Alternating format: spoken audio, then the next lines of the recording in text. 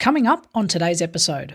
I think one of the main areas that people don't have much support is design. Yeah. Because a lot of people just go straight to the draftsman or straight to the architect, and they're just going to go, boom. Yeah, but you get this. These are my ideas. This is what I think you should have, without taking into account what the actual owner or the client really needs.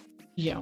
And also a lot of the clients, they walk in, they're like, yep, I want a double-story house, 4 bedrooms. Hang on, we've got a budget.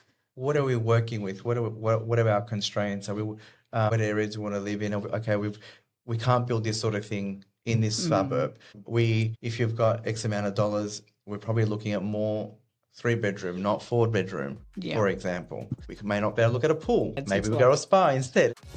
Dodgy advice and bad decisions can cost you big in real estate. We're here to make sure that doesn't happen. Welcome to the No BS Real Estate Podcast. I'm your host, Joe Agresta, and it's time to take control of your property journey together. Welcome back, everyone, to the No BS Real Estate Podcast, your listening how-to guide to the Aussie finance and real estate market. I'm your host, Joe Agresta, and today's episode is for any of our home buyers or investors who are considering building a home but feel totally overwhelmed by where to start, how it works, or how to avoid common traps and horror stories that we've all heard.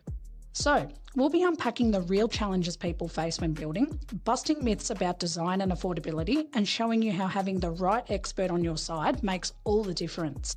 And to walk us through all of that, I'm joined by someone who's worked across nearly every corner of the property industry. He's been like an agent, house and land, building and construction, and he now runs his own business that offers a genuine one-stop shop. Let's welcome buyer's advocate James Diseris from Lancaster Properties. How are you going, James? Good, thank you. Thanks for having me. Of course, I'm so keen to get into this because we've caught up a few times and I feel like we're more friends now than we probably ever were. I feel like we're related. Yeah, exactly. It's like, this is my long-lost cousin. We're going to interview him. And I'm not going to roast him. But good.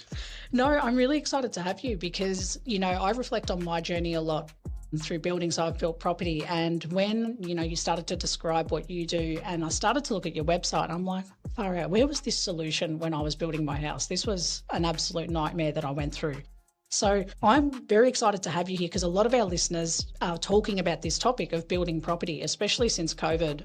I think we had a lot of a boom in the COVID period with building properties and, developments. And then now people are starting to kind of shift back into that market and explore, okay, well, what options do I have and who can help? And that's why you're a key person in this part that we need to talk to.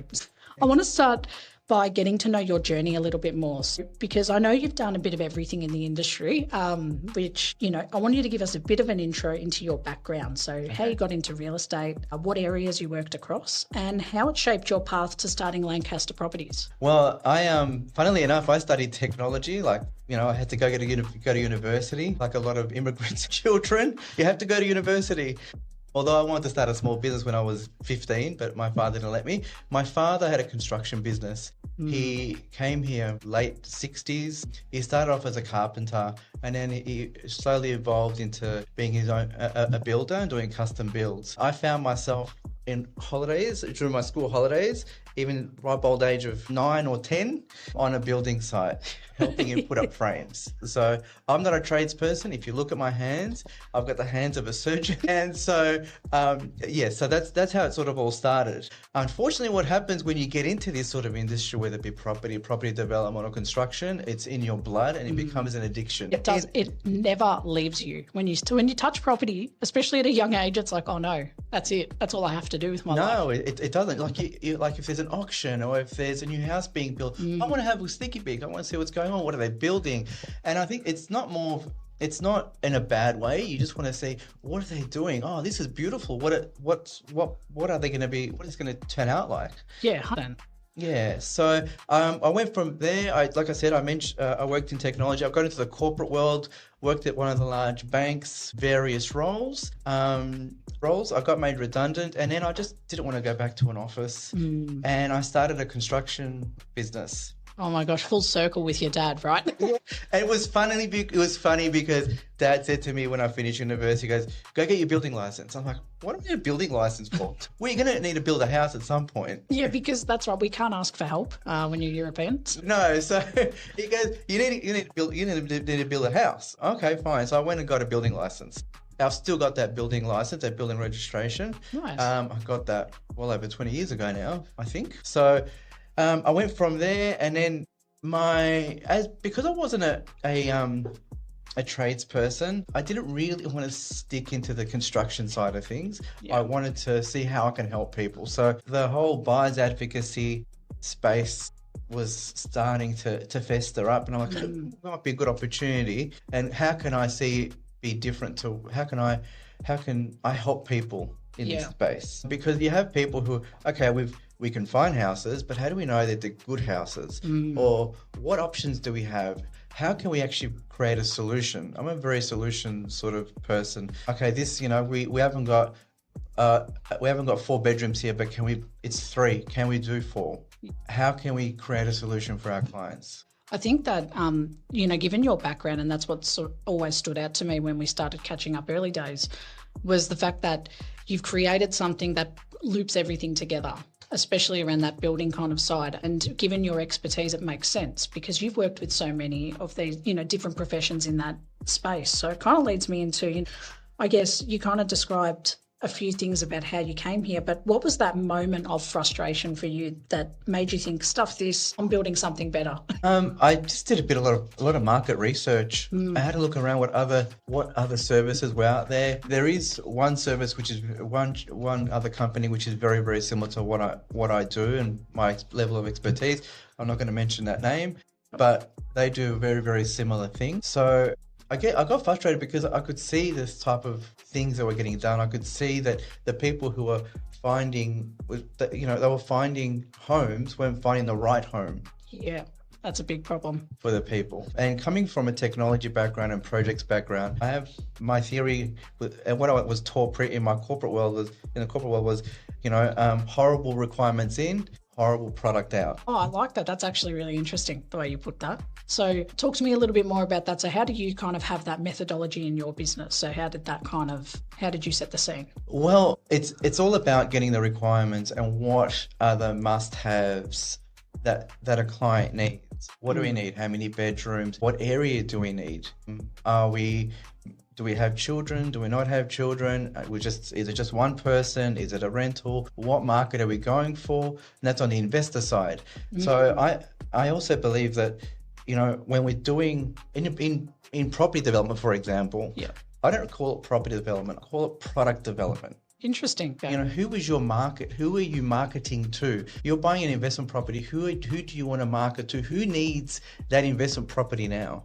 That's I really like that way of looking at it, especially if I put my investor hat on, right? So I'm an investor. It makes sense to think of it like that. It is a product because at the end of it all, you're building that, that home with the hope of, yes, of course, rental yield or capital gains or whatever your motivation is. But getting the right tenant in there is equally important. If you build, a 1-bedroom home in the country, you're probably not going to get many people that jump into it. But build a 3-bedroom home, maybe with 2 bathrooms, maybe with a decent land size, then you're appealing to that bigger market where it's like, okay, you're going to get a family here or maybe a young couple with a pet or dog.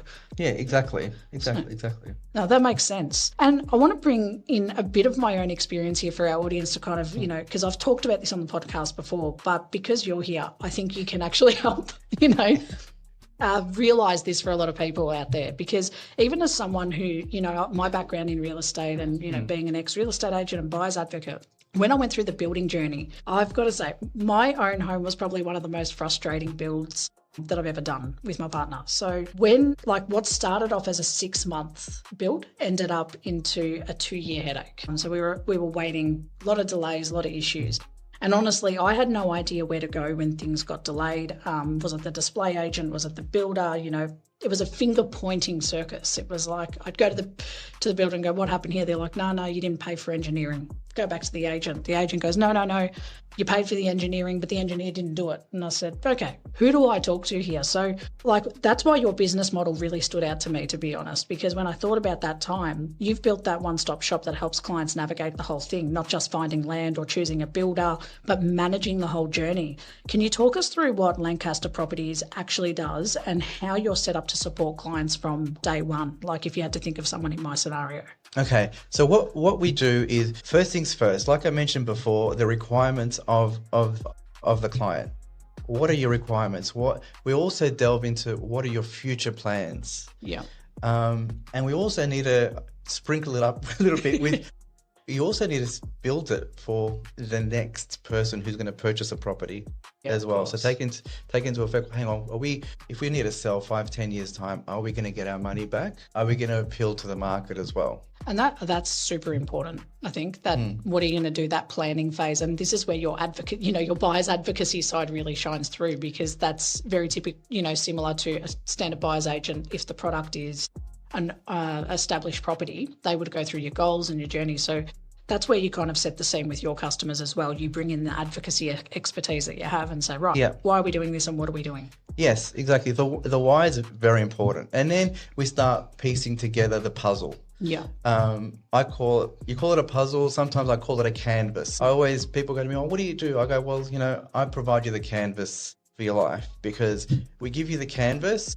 How big does your canvas need to be? What shape does it need to be? Where are we going to hang this canvas once we've painted it? I like that. So that's the way I sort of look at it. So if you're coming to me as a client, I would say, okay, as I said, we'll go through the requirements, then we'll start assessing, we'll start putting it together, working out what is your budget? Are we going to go, do we hire someone?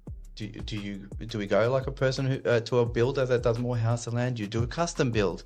If we do a custom build, what sort of designers do we need? Are we going to get an architect who's going to do this beautiful building? Now, or do we go for a draftsperson? Yeah, does a bit less detail. The most important thing to realize here, when you're building, whether it be software or whether you're building a home or townhouses, whatever you're doing, is that we need detail. You don't want to give the builder too many questions to ask or too many items where, oh, hang on, you know what? I've got an opportunity here to get a variation. Yeah, I got you. So, if you hire a decent designer, they will have that detail on there. We will then put the specs together of what we're going to put in there with, tile, carpets, whatever we put in there. Oh, wow. So that's already like you've gone through. We'll do that. Yeah, the whole process so far is with you being totally guided. So we'll do that, and we'll work through with the architect or the designer. We want to get this as watertight as we can, and then we present it to a builder who specializes in it. If you're doing a big monstrosity of a house, a McMansion that's 50-60 squares, who are the builders that we deal with in that space? Who are the townhouse builders? Who are the those sort of people? We need to understand who are the most suited to. So it sounds really tailor-made, instead of, because I'm comparing the experience to going directly to a builder, right? So you walk in the door of like a Porter Davis or like a Metricon, comparing that difference, you kind of don't get that experience where someone asks you all those questions. It feels very much like you should buy this already pre-made, plan and design, put that on a piece of land, but find the land and come back to me when you got land, if they haven't packaged it. And that's, I think, where our process was very messy. And for a lot of our listeners who write into the show, share a very similar experience. And for your side of the business, what I'm hearing is that instead of you being the buyer who has to go out and do this yourself and think about it and fumble through it, you're taking the lead and taking them through it. And I think the clients need to have some guidance. I mean, if I give you a whole catalogue of colours to choose from, how long is it going to take you to choose a colour? Oh, we spent 4 hours at our colour selection. And that's not long. Yeah, well, there you go. That's not long. People go, they like, oh, what colour are we going to paint the wall? Do we do it blue? Do we do it white? What sort of white? No, the question that killed me at our colour selection was when they asked me which way I wanted the grain of the wood to go on our cabinets. And I said, I've never thought about this question in my life. And now that I'm faced with the decision, I'm like, oh God, I don't know. Do we do it that way? Do we do it that way? There's so much. There is. And you know what? And There's also a lot of new materials and things that have come out, Yeah. which are very, very, like some nice materials and some nice designs that have come out. So, No, and look, I love, like I said, I love it because your model is a full service approach. So you've got buyer's agents, yourself and architects, project managers, builders all working together. And, it's very clear that, I guess, I'd like to ask you, why did you choose to build it that way? because they're my strengths. So, like they're my strengths. I wanted to use my what I can say, my strength for good, not evil. It's like we're Not talking the to a builders superhero. or agents are evil. I wanted to use my strengths for good, not evil. No, I like that. Yeah. And, this is something that I like to do on every episode. I like to do a bit of myth busting. Myth busting. All right.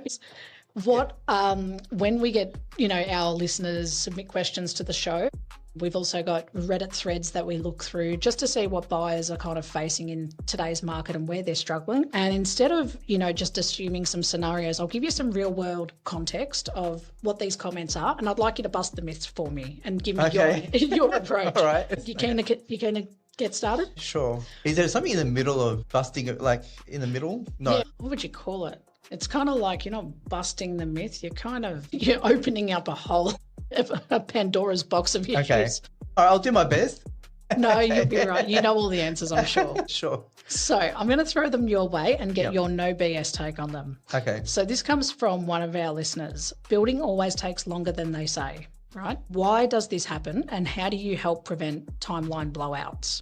Okay, so as I mentioned before, the requirements are important. The level of detail on those documents are important. So the tighter they are, the less questions a builder has to ask. So the construction should run a lot more smoother than it normally would. That makes sense. So you're kind of because you do the communicating then with the builder for the requirements, because you're acting as a little bit of a rep for the customer or for the client. Is that right? Yeah. I'll represent the owner, the customer. But I'll speak to the builder language. Yeah, that's right. And that's a whole different language. No, that's full of jargon. We're not going to do that to you guys. No, you should hear what they do at the VBA now. How to test people whether they are legitimately got experience in building. Really? That actually put a little... I know someone that told me that for a fact. There you go. Yeah. Oh, well, you know what? It kind of makes me feel a little bit better that they are pressure testing the right professionals, because, it means that they want to know are you the qualified person to speak about this matter or not? And if you're someone who throws a term out and you can't answer it, then I'd be concerned. How important it is, like the person who's putting this house together for you, you may have yourself and your family living in there.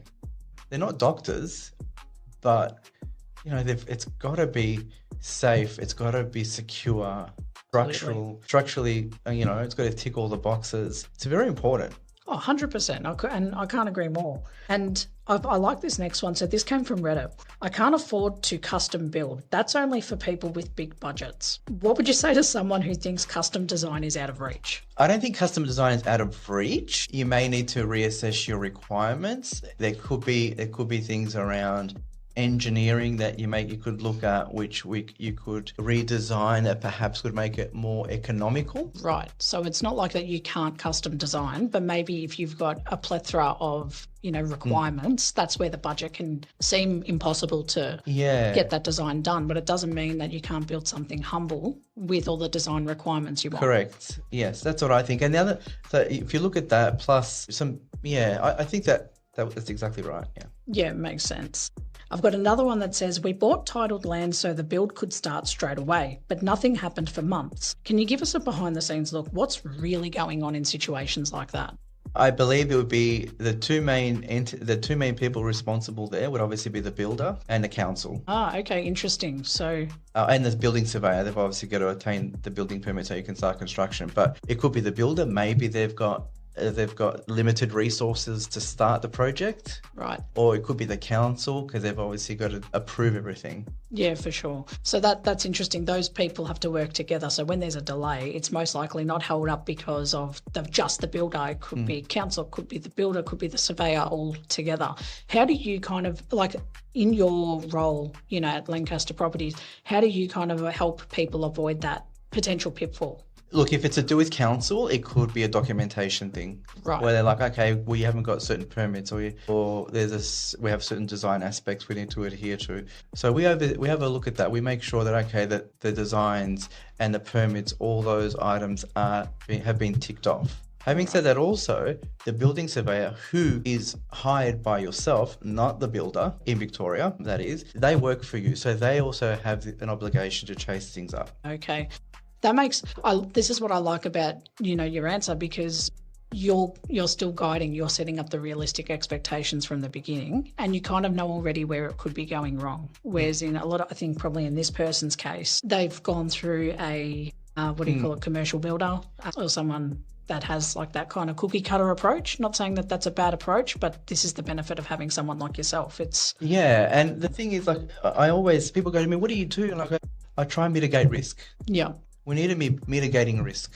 Super important, and so undervalued, I think, until the risk appears, and that's when you go, thank God, thank you, James. Let me cop the punches for you. Everyone, you won't feel a thing. Yeah, it's like James just comes back black and blue. You're bleeding, and you're like, no, I got it done. I'll meet up with him one day, and I'll have a black eye. It's like, I got the job done, though. You're right, mate. This next one is from another Redditor that says the builder stopped responding halfway through the build. We're stuck mid-build and don't know who to call. I want to know from your part of Lancaster, like, how do you structure communication so clients aren't left chasing people down in these situations? Okay, so there's two people that will chase them. That would be me, if I was to be hired as the person to oversee the project. And the second would be the building surveyor, because they have to uphold the building permit and the contract. So they need to make sure that all that's been ticked off. So if it's not, then they will chase the builder, and the builder will respond to them. Yeah, right. And that goes back to that risk mitigation part.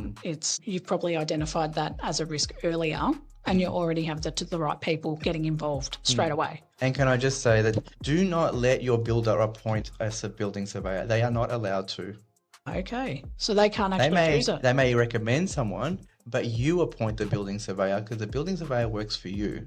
Right. So it's like an independent party in a sense from who the builder provides if they were to go down that path. That's right. So with the, I'll just quickly segue there. So with the building surveyor, what is their core responsibility? Is it to oversee the project from a different lens to someone like yourself? So you like the project manager in the kind of... Yeah, so I'd be effectively like a project manager or development manager. The building surveyor oversees, it will make sure that all the building permit items are being ticked off, and that according to the building laws that the home is built to it. But there's a couple of others that they're like, well, sorry, but this is what the rules are. Yeah, right. That is what a good building surveyor, good building inspector would say. Right, and that's who's, like, you've got so many people, it sounds like, involved to support your client. It's like there's fail safes everywhere in a sense. Yes. No, I like that. And one of the last ones here, it says, this one came from a Facebook group, and it says, I heard you can't trust the site supervisors or reps. They just want the sale. What level of accountability does your team have throughout the process? Like, or what do you say to that, I guess? Well, we work for the client. Yeah, so our obligation is to make sure that you get into your home, that you get your keys, that it is built in a certain level of quality, and that the builders are helped accountable. Yeah, nice. And that makes sense, because if you're there to support that whole way and have those tough conversations, like you said, cop all the punches, they're going to get all that support. Yeah, definitely. And, thank you for busting myths with me. I really like that segment because it's raw, right? It comes from the real people that either tune in or we, see what their comments are, their real concerns. So for those listening, thanks for submitting those questions, and thank you to those who allowed us to share your comments from those groups, because hopefully this answered your questions about what to expect next. So if you want to talk to someone like James too, feel free to just reach out and say, hey, is this normal and how can you help me? Yeah, thank you. That was great. Of course. And I want to go into, like, we've talked a bit about the client journey, and, let's break it down even further, like to how it actually works, right? Because there's two, like you said at the start, I want to make this distinguishment because our listeners are both investors and owner occupiers, right? Mm-hmm. They're either building to live in or they're investing as their first time investment, something down those lines. So I want to try and see, how do you approach those two mindsets differently at that first discovery call? So the very first part of the journey is obviously understanding their why and their motivation, and like you said, building the product. So what do you find the biggest difference in approach when it comes to dealing with an owner-occupier and dealing with investors? Is there a difference? Yeah, there is. The owner-occupier is very, very personal. It's a very, very personal journey because they're going to be living in there on their own or with a family. It's a very, very personal journey. Yeah. The investor, they're looking more about feasibility. Yeah, right. Is this feasible? Are we going to make a return? What things do we need to look at to make a return? You know, there's things that a lot of first-time developers do not look at around taxation, for example. Oh yeah, that's very true actually. What happens when you flip a site, when you flip a couple of new townhouses? What are the tax implications? I'm not an accountant to fully discuss that, but if you're looking at things around GST, that takes a fair bit of your margin away from a resale. Yeah, right. I think this is interesting because do you find that, you know, there's certain, I don't even know what the right term isn't exactly, but like, let's say I'm a first home buyer and I've also got an investor, right? So you're talking to these two groups. Do you find that there's similarities in what they want to build because they're kind of targeting a similar audience or target audience, or not really? Because the owner occupier, I imagine, is building a house for themselves to live in. If they're a young couple or a family, that's going to be very tailor-made. On the other side, do you find that the product ends up being similar for an investor because they're trying to attract the couple that can't afford to necessarily buy, but they want to rent? I think I find the investors more looking at the dollar number, the dollars behind it. Right. They will cut back on things. They may not get a certain bench top. Yeah, true. Which may cost $15,000, for example, to put in a kitchen. You know, they may go for laminate bench top, which would be slightly more budget conscious. But so that will the tenant look at that? Yeah. You have to look at the market that's around there. Yeah, gotcha. You're looking at, like, there was a development that was next door to a development that we did, and the developer just put up 3 townhouses, and he put it, and so it was. I mean, it was a good spot. It was a busy area next to a shopping centre, but when I spoke to the real estate agent, they said, "What do you think this will get?" And I said, "Well, let me have a look around." I had a look around. I go, "Did the developer take into account the type of people that live in this area?" Now, going back to what you were saying about the owner or investor, I mean, this probably falls into this spot. They didn't take into account the fact that the majority of the people living in the area were 60, 65 plus. Oh, wow. Okay. What 60, 65 do I want to go up and downstairs? Yeah, no, none. I said, well, then they go, "Where's the bedroom downstairs?" And they said, "Oh, but we've got a double garage." I go, "Well, I'm pretty sure that retired people don't have 2 cars. Yeah, that's true. They much prefer to have the bedroom downstairs instead of a double garage." It's so interesting, like the psychology behind it. Like, you can tell you really know what you've done this for a very long time. You can tell it's not just about dollars and cents making sense for an investor or owner-occ, but the fact that you think about those things, I think, is really impressive. Good on you, because town planning is a huge one, right? If they get that wrong, it's like, why would you put? I'm just imagining all this, like even the commercial retail shops, if they've got the wrong ones in that area that they're developing, and then the demographic is actually 60 to 65-year-olds moving in, it's not going to really make sense. No, like I said, it's product development. Who's your market? Who are we going for? Who are we going to live? Who's going to live here? No, I love this. So it leads me into my next question.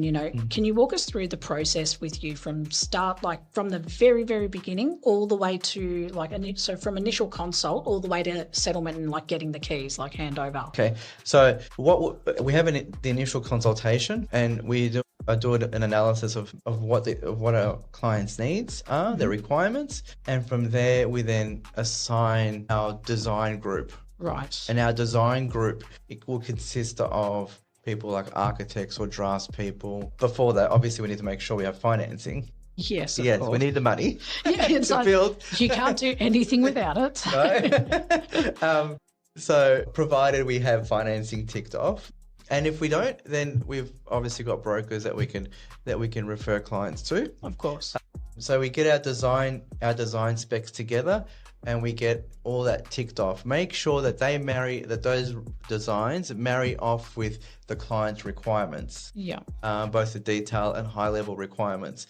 And then from there, we tender it out to our builders panel. We have builders that we deal with to provide some pricing. Yep. And then from there, we assign we recommend or advise of the building surveyor. We go through the whole building permit process, which will then follow on. If it's a single home, it just goes straight through the council. Yeah. Otherwise, the architect will then, or the architect or designer will then submit that to council. Right. Yeah. And then get approval, town planning approval.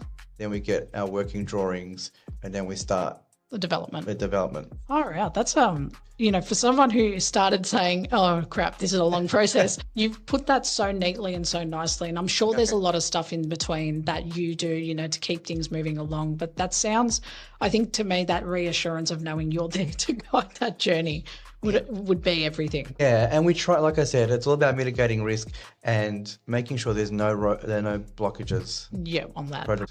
Yeah, definitely. 100%. And, what are some of the key stages where people usually feel lost or maybe a bit unsupported, like not necessarily with you, but how do you guide them through like those points where it's a bit of the hard road where, development maybe has to stop, or like if there's issues that come across the build? Do you ever come across things like that? And if you do, how do you support buyers through that journey? I think the first one of the main areas that people don't have much support is design. Yeah. Because a lot of people just go straight to the draftsman or straight to the architect, and they're just going to go boom. Yeah, but you get this. These are my ideas. This is what I think you should have, without taking into account what the actual owner or the client really needs. Yeah. And also a lot of the clients, they walk in, they're like, yep, I want a double-story house, 4 bedrooms. Hang on, we've got a budget. What are we working with? What are our constraints? What areas do we want to live in? Okay, we can't build this sort of thing in this suburb. If you've got X amount of dollars, we're probably looking at more 3-bedroom, not 4-bedroom, for example. We may not be able to look at a pool. Makes sense. Maybe we go to a spa instead. It's like you're kind of keeping, I think for owner occs, that would probably be the main audience that would probably face those kinds of challenges, because it's head and heart, right? Whereas the investor's more like head. You probably almost have to convince an investor to go do something nicer than laminate. Yes, exactly. Don't be too tight. That's right. And then I guess through the building process, there's a lot of instances where builders try and find areas. Oh, hang on, a variation here. We make extra dollars here. Okay. So then that's where, is that kind of like where they say, these lights would need to go here instead? That's part of XYZ. And you go, oh, okay, I'll do those lights. And then all of a sudden, I didn't need to do that. Why did I do that? Yeah. Something like that. That's along those lines, definitely. So that's awesome though, because you're there to be that person that knows the lingo, knows the way they operate, and can keep that stuff like that risk almost to a minimum. That's what we try. That's what we try to do, because we try and make the process as smooth as possible. There will be arguments. There always is, and with big projects, especially emotional ones, emotionally driven projects, and we try to minimize the amount of times that there's any conflict. And if there's any conflict with the builder or people on site, then because I've had experience dealing with a lot of these people, I know how to eliminate hopefully some of their concerns as well. No, that's awesome. It sounds like you're quite hands-on, when it comes to looking after the client, or your team is hands-on. They're always going to have support. It's not like they're going to be left to kind of go on, oh, what do I do, James? It's like, I don't know, figure it out. See you later. Yeah, that's right. No, we don't do that. No.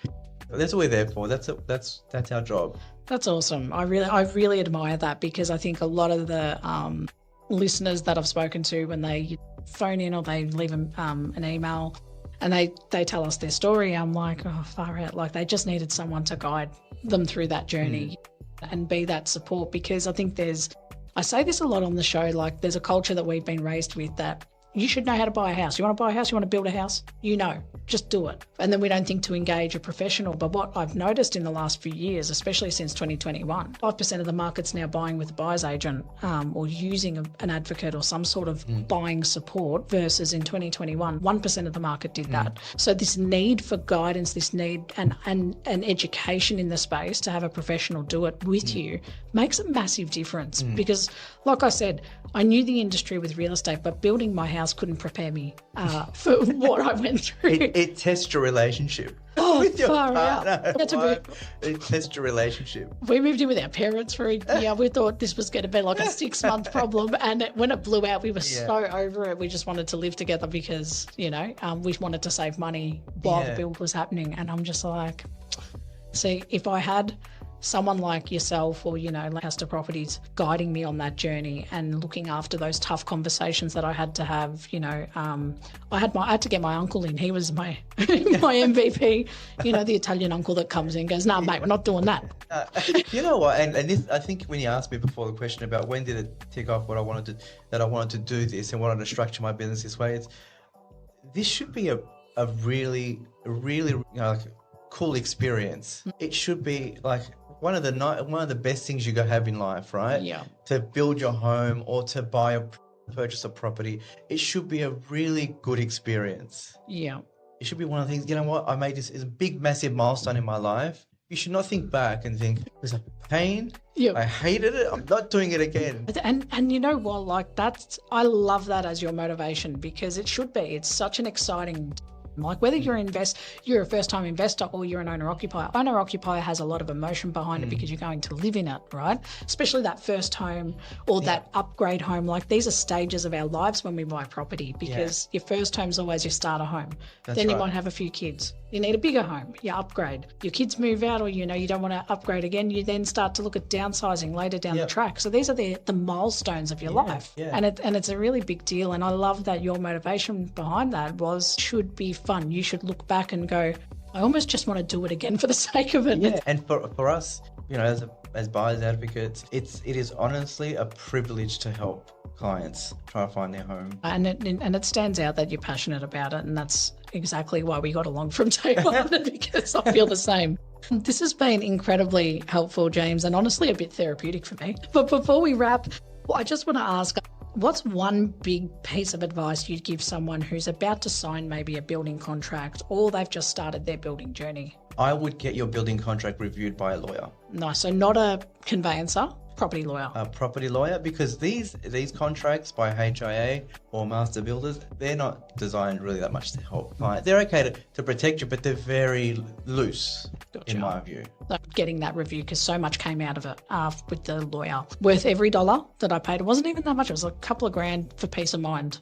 Saved us a lot of money down the track, I think. Yeah, well, if you think about it, it costs you a couple of $1,000s to get that reviewed. Your insurance policy is $1,000 to $2,000 a year, possibly around there. Yeah. For 1 year. Oh, yeah, true. It is probably one of the best insurance policies. Love it. James, thank you so much for being on the show today. I've thoroughly enjoyed this conversation, and you've given our listeners such a clear and practical, honest view of what building should look like. So thank you so much for coming on the show today. Thank you for having me. It's been a pleasure. I'm so glad. Well, for our listeners, if you're thinking about building, investing, or you just want to understand how to avoid the common traps, reaching out to someone like James could honestly save you time, money, and a whole lot of stress. You can find all the details for Lancaster Properties in the episode description. Reach out to James directly. A consultation will cost you nothing. It's a chat, and it's probably the best way to get set up on the right foot from the very beginning and explore how his team can help support you and your build or investment journey. You've been listening to the No BS Real Estate Podcast on Spotify or wherever you get your podcasts. Remember to subscribe, share this episode with anyone you know who's considering building or buying. Catch you next time. That's a wrap for this episode of the No BS Real Estate Podcast, powered by Abode AI. If you found this conversation helpful, don't forget to subscribe, leave a review, and share this episode with someone who might need it. If you're looking for more guidance on your home buying journey, you can visit www.abode.com.au for expert advice, property insights, and the tools you need to find the right home with confidence. If you're already on your journey, you can also download our app. Just search Abode AI on the App Store or Google Play. Have any questions or want to connect, you can follow us on Instagram at abode.com.au or send us a message. We'd love to hear from you. Thanks for tuning in, and we'll catch you in the next episode.